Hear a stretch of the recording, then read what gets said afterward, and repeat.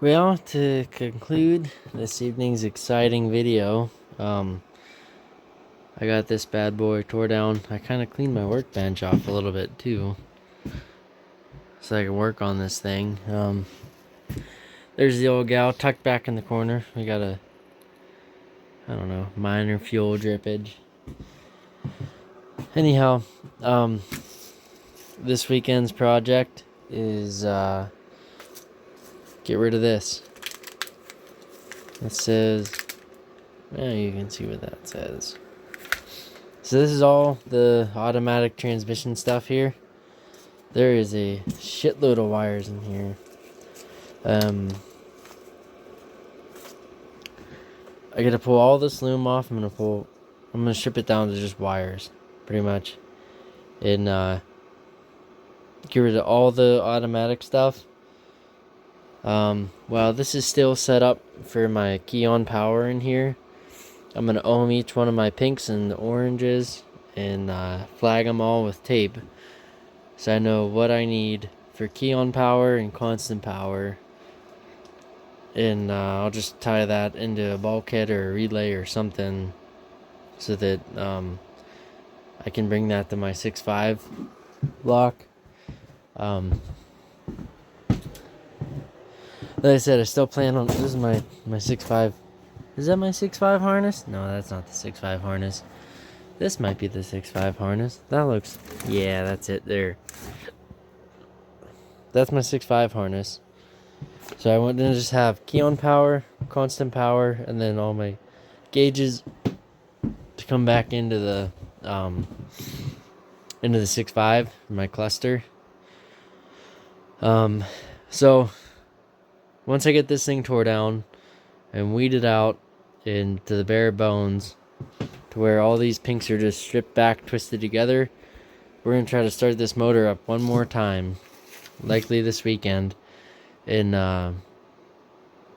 raw form. Because I got, this is all the transmission stuff here in this big hunk of loom.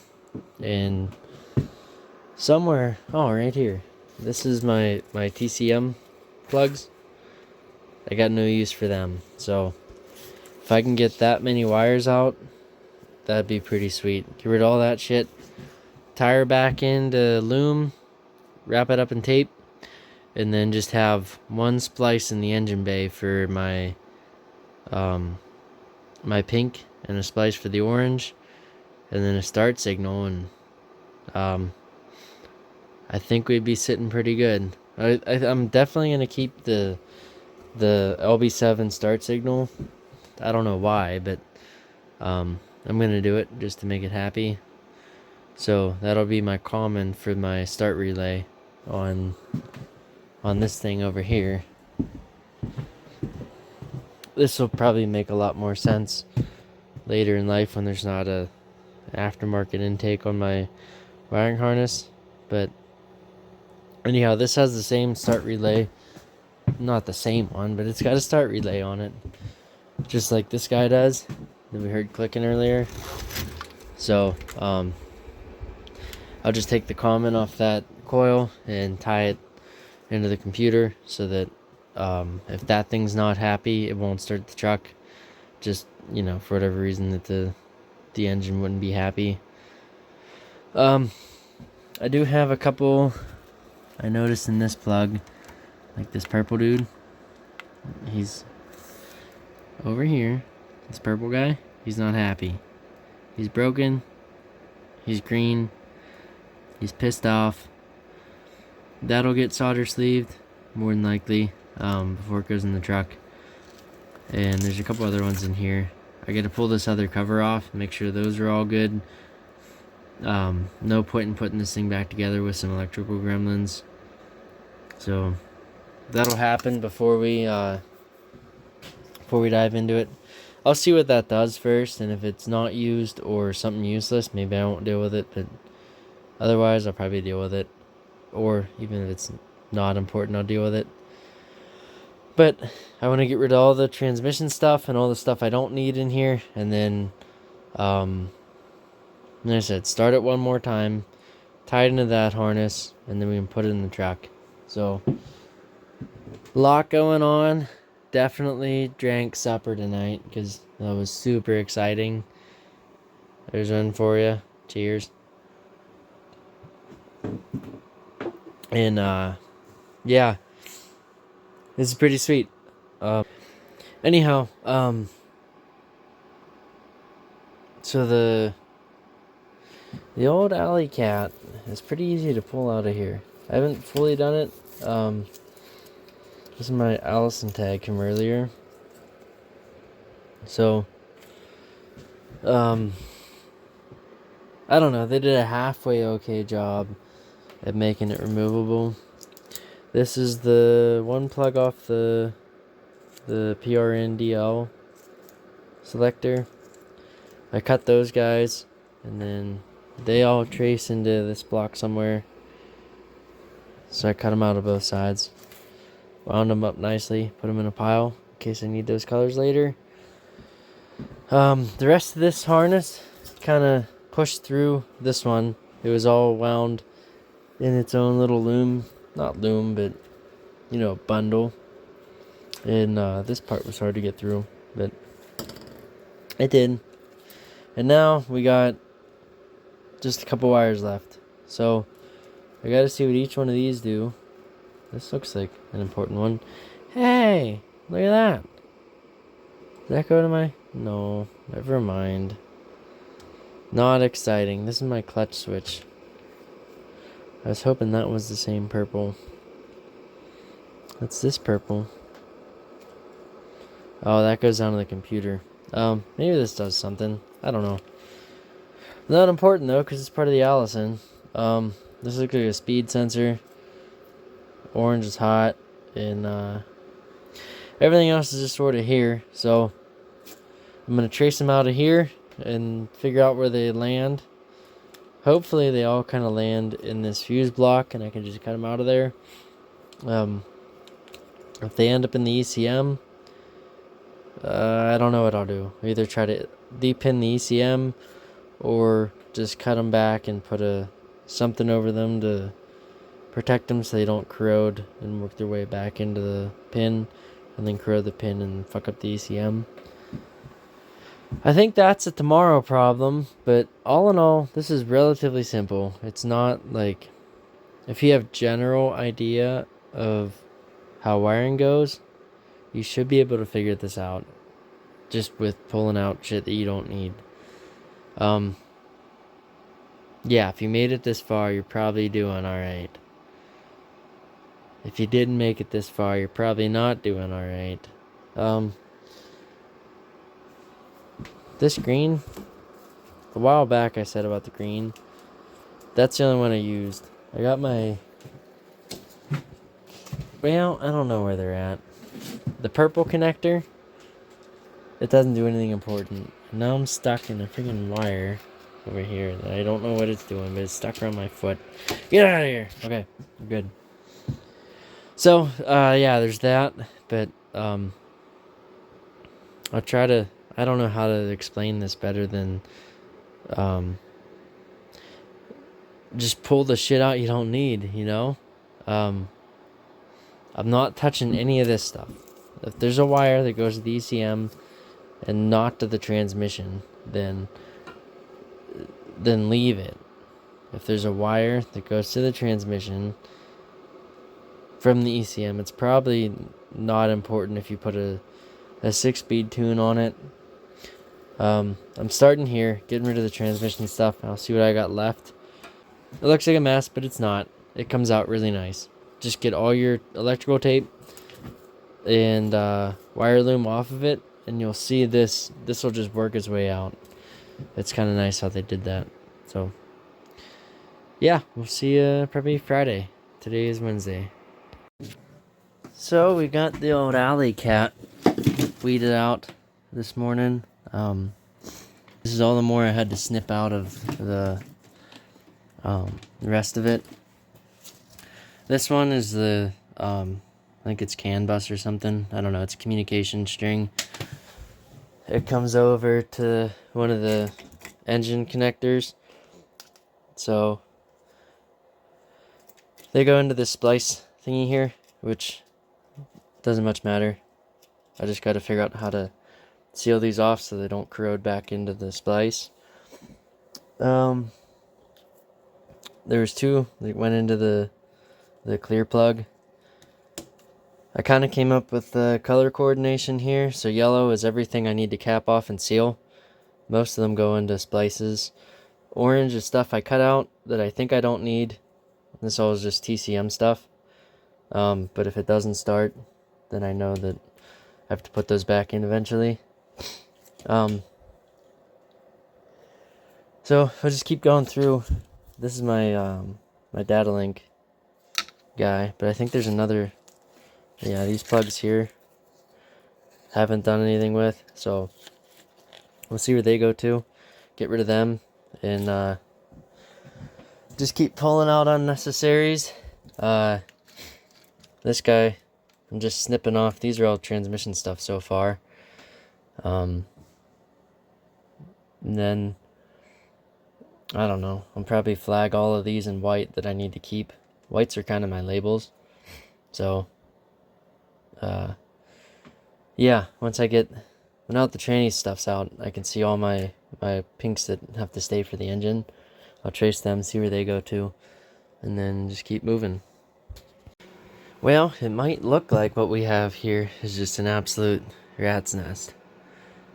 And to the untrained eye, that's what this is. But, to me, this is the next logical step.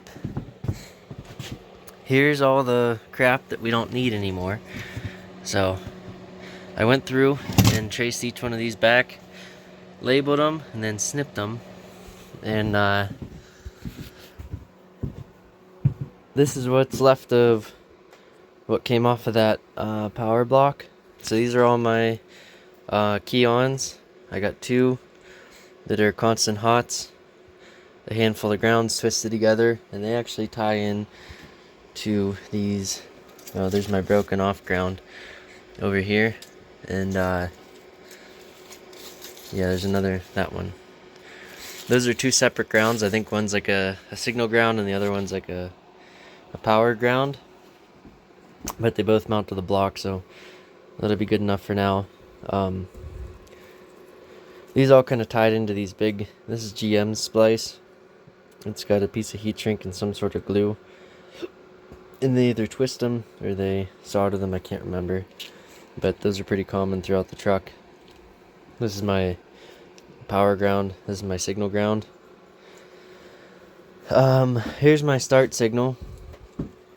I got the old relay out, and then just power, and this is that ECM sync that'll pull it down when it's ready.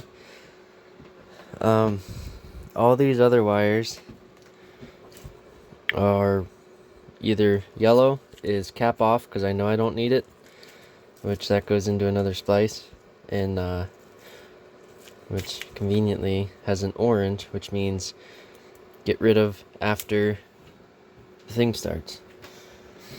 So I think today's objective is going to be to clean this up a little bit. Maybe pull some of the stuff I know I don't need. I don't know yet. Hook it all back in, and then yeah, see if it'll start now without the Allison. Then I'll loom it all up, tape it up, make it look real nice, and then send her down the highway. We'll be done with the standalone part on this guy. I got the dog here again. Wants to have fun. It's 10 degrees outside today. It snowed a lot more. We got like 8 inches of snow. But, you know, that's fine. Yeah, so we'll be done with having this thing run standalone. This is still where I left it. I haven't even messed with the release bearing yet and trying to bleed it. I got some more parts coming for the transmission, so I decided I'm going to try the Dodge friction disc and the 1 1/4 input shaft. I think I said this at least 3 times now. I don't want to break that thing. At least it'll get me up to 460 foot-pounds or something torque rating on it, and this is 500 stock, so intermittent duty cycle, it shouldn't do anything too bad. I plan on towing in 5th gear a lot, so at least then it'll help some. So, yeah, I'll get to wrapping this thing up, making it look pretty, and then seeing if we can get it to start again. Stay tuned. So, I got this thing sitting here, and I powered it up, key on, and it comes on. Then when I take the key off, everything shuts off immediately. And back when this was still attached to my power unit, when I had it functioning correctly, that would stay on, or the CP3 would stay humming for a little bit after I took the key off. And I just found I have this fancy relay right here, number 5, is the EDU.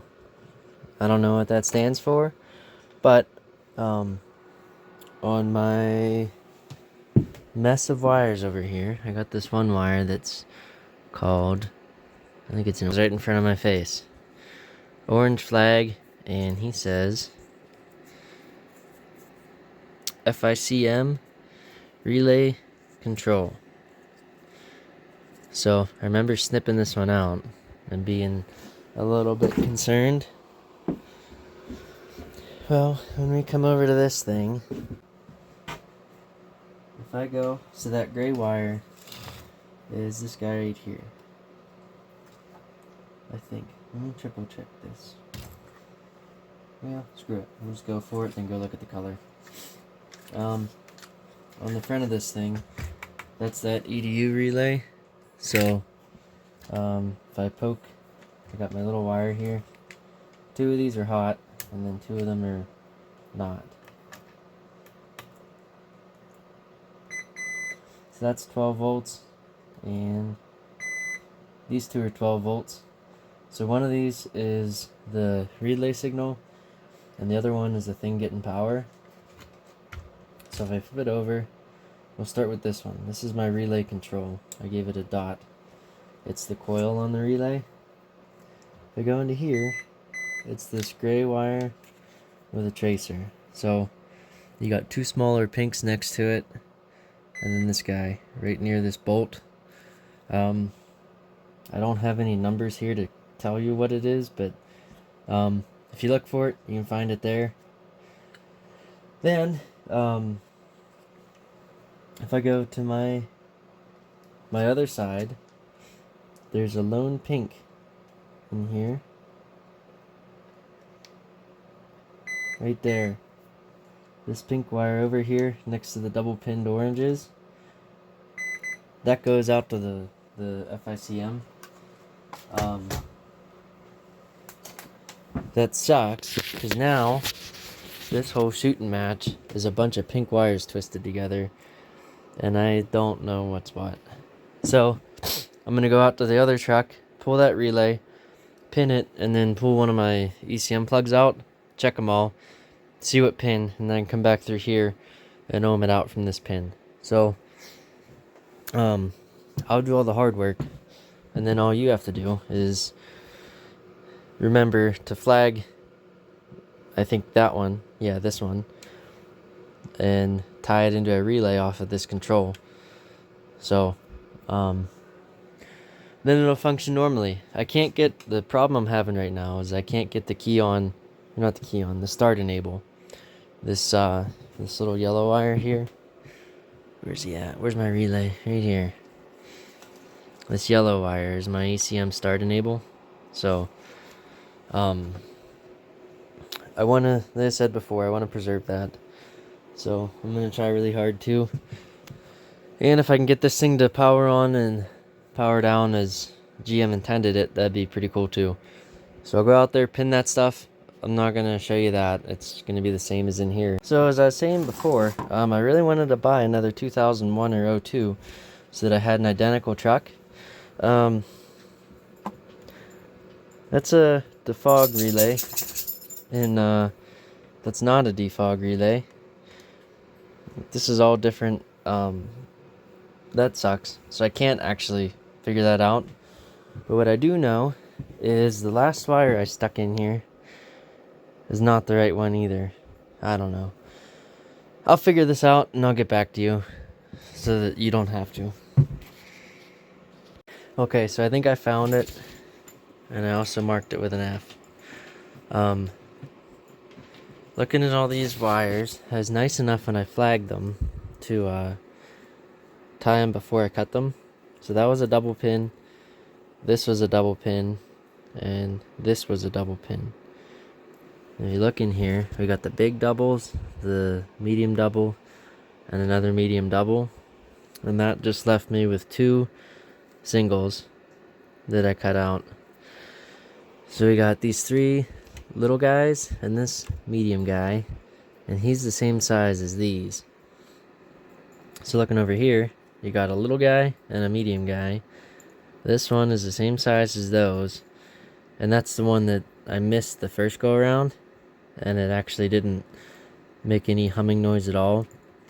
So we got our F on there for FICM. I traced it. It actually goes back into the ECM. It doesn't go that way. So I'll take this guy, and then I'll take my relay control down here, and I'll just take another relay with some 12 volts. It seems that all the ECM relay control stuff is syncing. So you put 12 volts on one side, and then the ECM will pull it low whenever it's ready for it. So that's what I'll do. I'll have another little 12 volt jumper to a relay, and then we'll go from there. So I'll show you what that looks like here in a sec. So I just delivered the world's largest batch of fake news. I got curious, so it worked. When I hooked that up, then the relay held the CP3 on for a while, and then I started thinking, what if that's not the only one that gets controlled by the PCM? What if there's other stuff too? So this here is that my first wire that runs the CP3, and then I poked here and was like, what about these big guys? And sure enough, these 2 really big ones that go to the FICM also get controlled by the computer.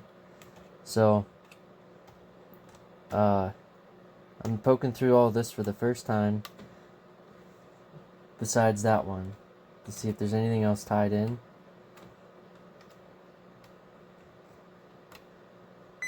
We're still on it. Those are the 2 big ones.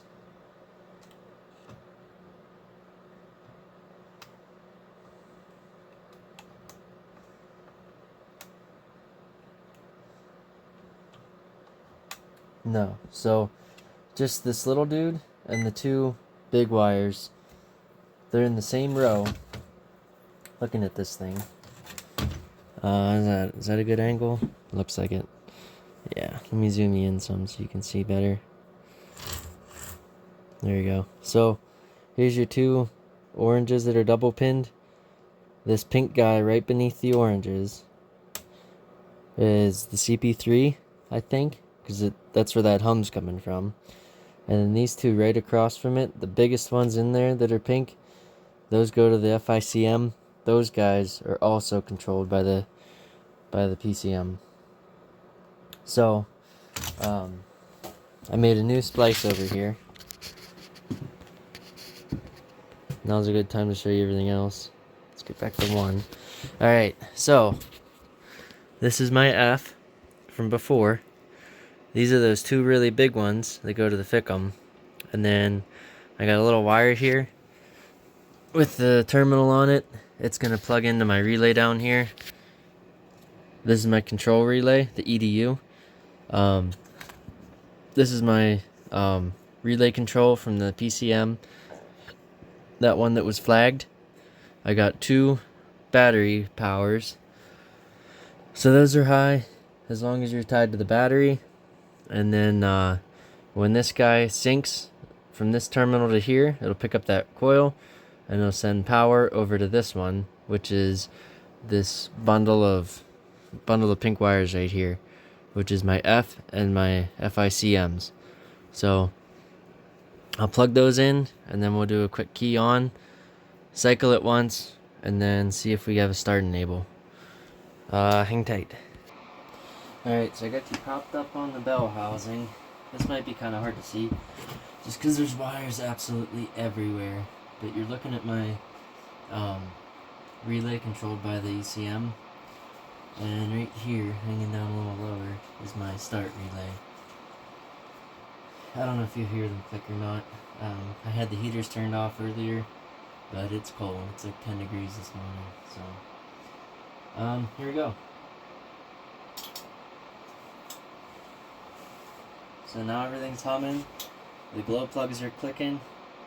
I also forgot to plug in my throttle pedal the other day. So, or this morning rather, and that was I don't allow it to start without that thing plugged in. So now we'll cycle the key, and you can still hear everything's still humming up here. And it just shut off. And turn the key back on.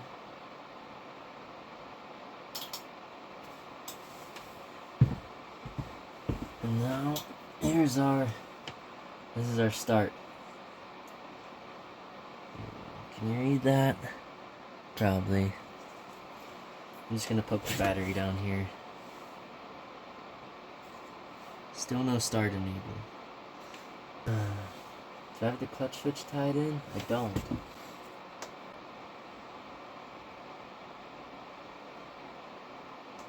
Nothing. Let me just double check, make sure my clutch is good and tight.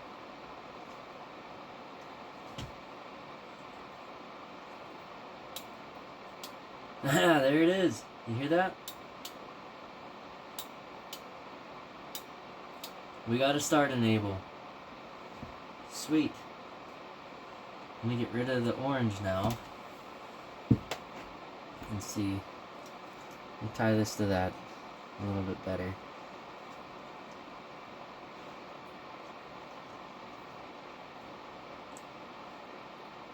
When you're doing this, it's gonna be intimidating, okay? There's a lot of shit going on in here. I understand that. But if you take it slowly and one day at a time, just be very careful of everything you're doing.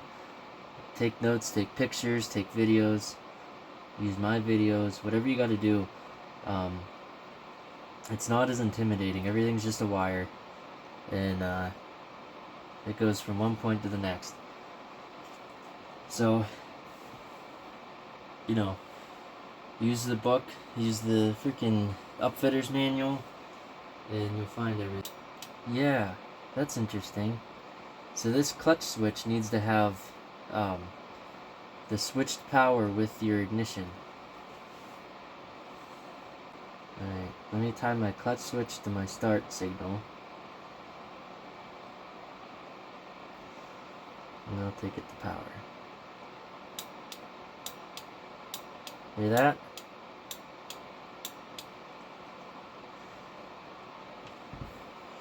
So, going forward, this purple here, clutch switch, that guy came off of this thing up here. This pin, you got these greens and stuff in a row.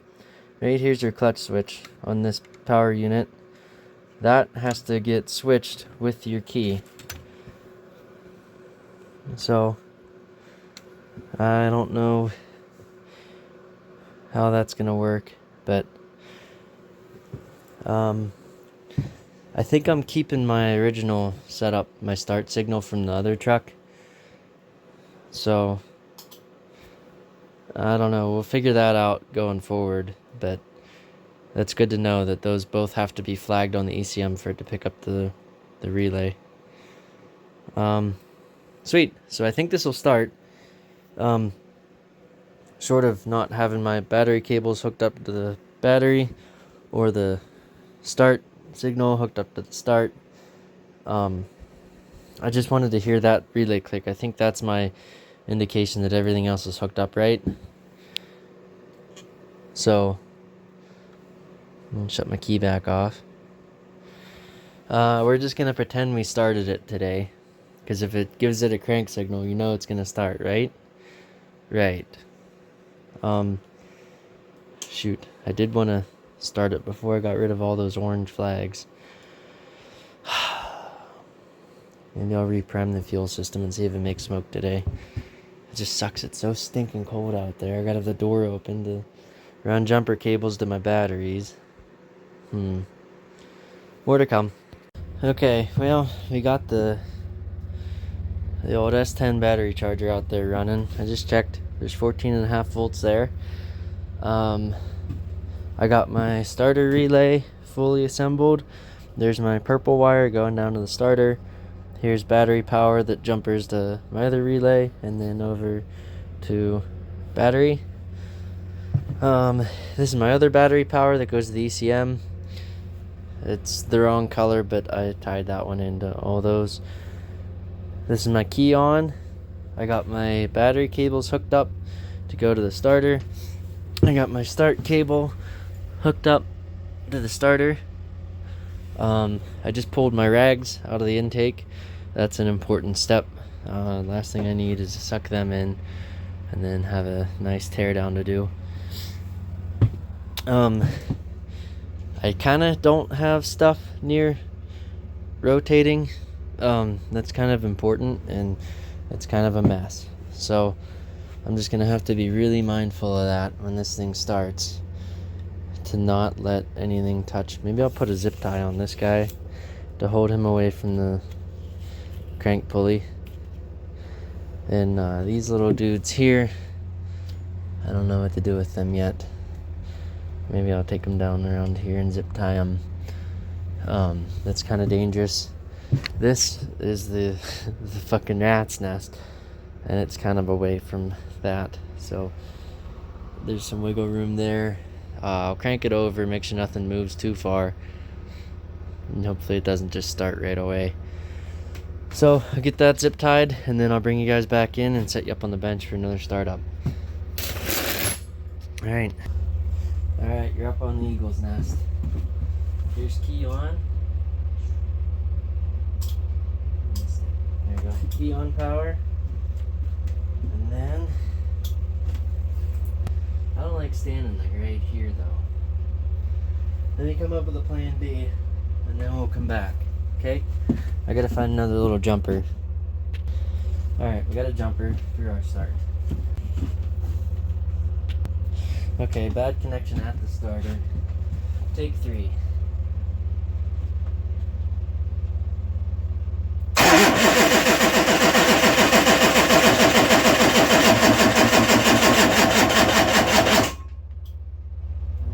No go, it seems. So we're gonna do it again.